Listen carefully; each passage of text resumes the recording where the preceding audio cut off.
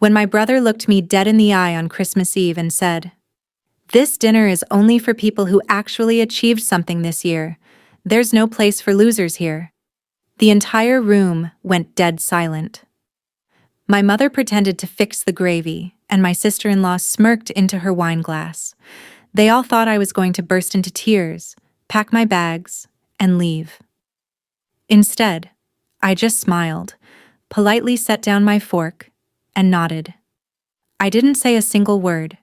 They thought they had successfully humiliated the quiet sibling and erased me from the family legacy.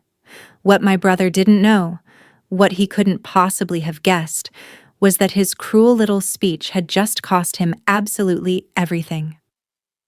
The very next morning, I quietly made a single phone call to return a specific gift. Weeks later, a lawyer called him. And now? He's completely going crazy. My name is Jennifer, and I am 30 years old.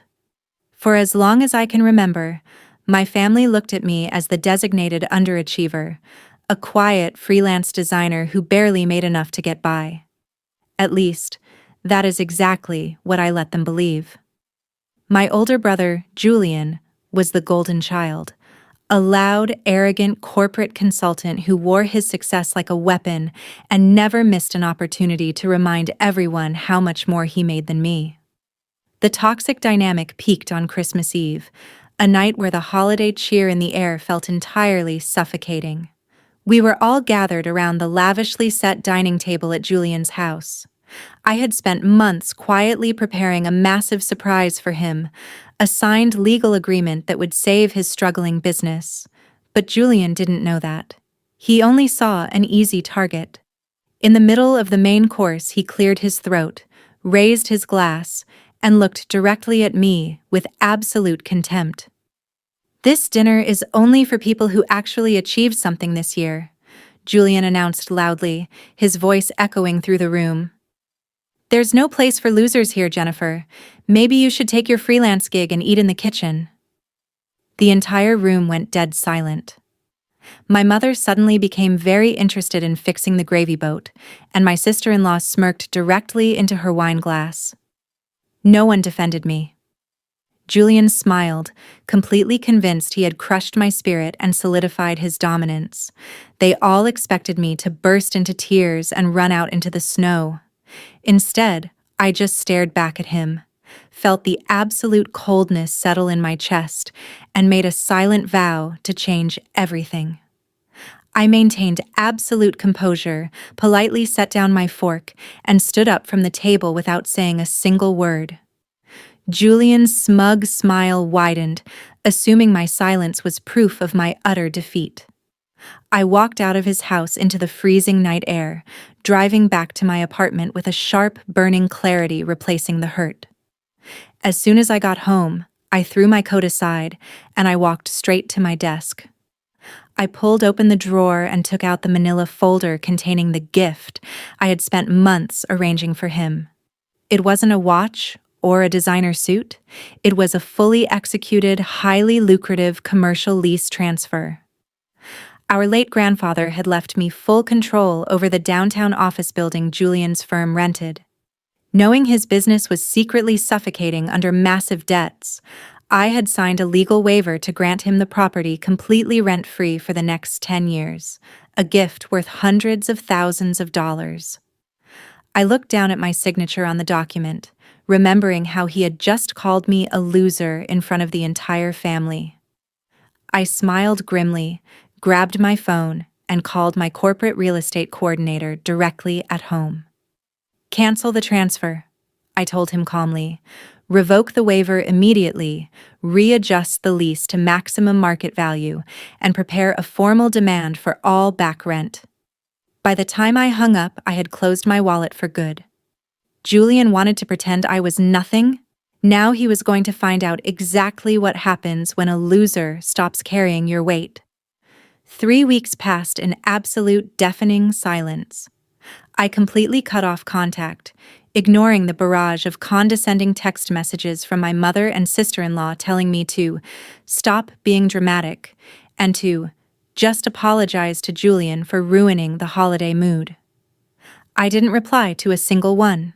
I simply went back to my design work, watched the winter snow melt from my apartment window, and let the gears of my legal retaliation turn quietly in the background. Meanwhile, unaware of the trap he had sprung on himself, Julian was busy projecting his usual illusion of grand success. Through social media, I saw photos of him and his wife celebrating the new year, posing in front of their brand new luxury SUVs and hosting expensive dinners. But I knew the truth. Julian's entire lifestyle was a house of cards built on borrowed time and extreme overreach. He was drowning in corporate debt, and his consulting firm was rapidly bleeding cash. He was entirely banking on that Christmas gift to bail him out. He thought he could publicly humiliate me, kick me away like an inconvenience, and still quietly inherit the massive commercial lease break that would wipe his company's overhead down to zero. He had no idea that my property coordinator had already processed the revocation. The financial foundation Julian thought he was securing had completely vanished beneath his feet. Every single day brought him closer to the edge, and the arrogant smile he wore at Christmas was about to be permanently wiped off his face. The storm finally broke on a Tuesday morning when Julian's corporate lawyer called him in a state of absolute, unbridled panic. Julian had been sitting in his corner office, confidently preparing for a routine quarterly financial review, completely expecting the rent-free lease transition to be finalized. Instead, his attorney's voice was shaking over the speakerphone. The legal reality was a brutal awakening. I wasn't the struggling, broke freelancer they all looked down on. The shocking truth was that our late grandfather had bypassed Julian entirely, naming me as the sole trustee and primary beneficiary of the family's commercial property trust.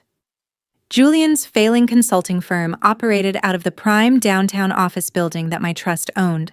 By quietly returning the gift and revoking the rent waiver, I had pulled the entire legal and financial rug out from under his life.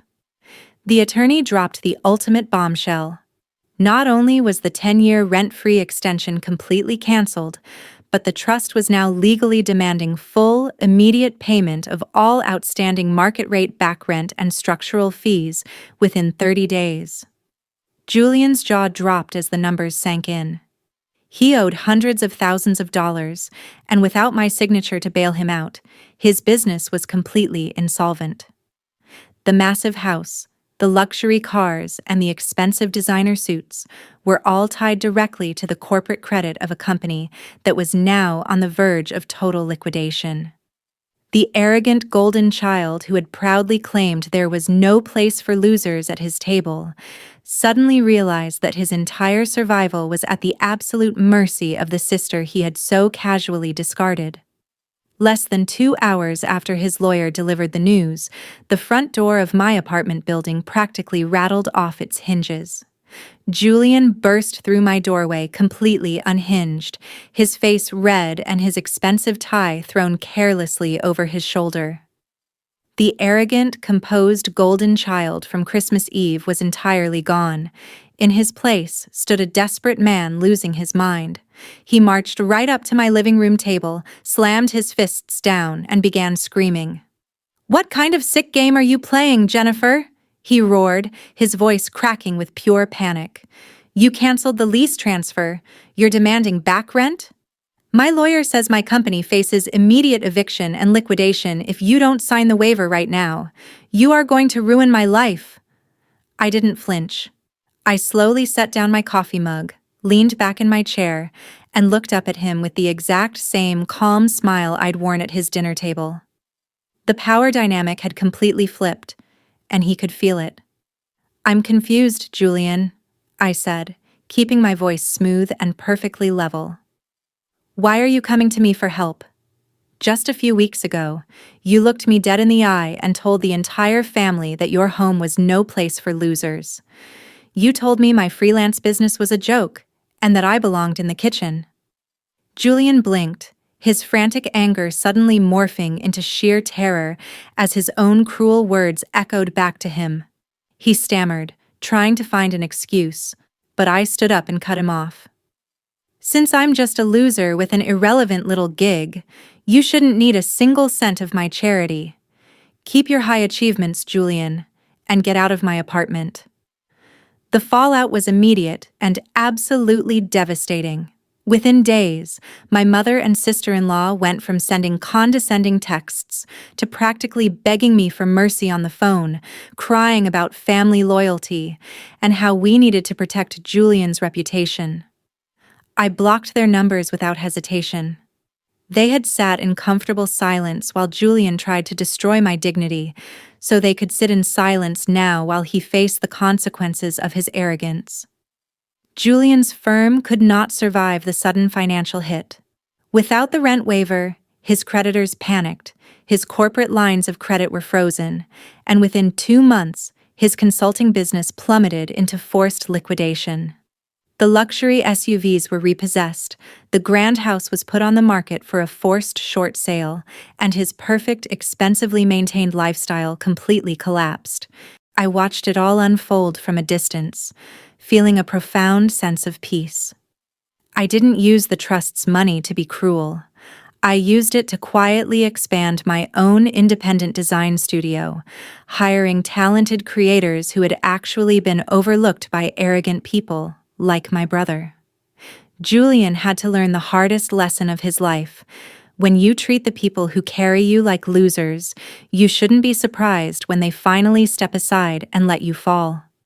No one has the right to define your worth or treat your hard work like a failure just to feed their own fragile ego. I took a stand, and it changed my life forever. Now, I want to hear from all of you watching. What would you have done if you were in my shoes at that Christmas dinner? Would you have returned the gift, or would you have handled it differently? Drop a comment below with your thoughts and the city you're watching from. I want to see how far Jennifer's story has reached. Meanwhile, don't leave just yet. I am leaving 2 other incredible dramatic stories right here on the final screen that are absolute channel favorites, and they will completely surprise you. Thank you so much for watching until the very end, and I will see you in the next story.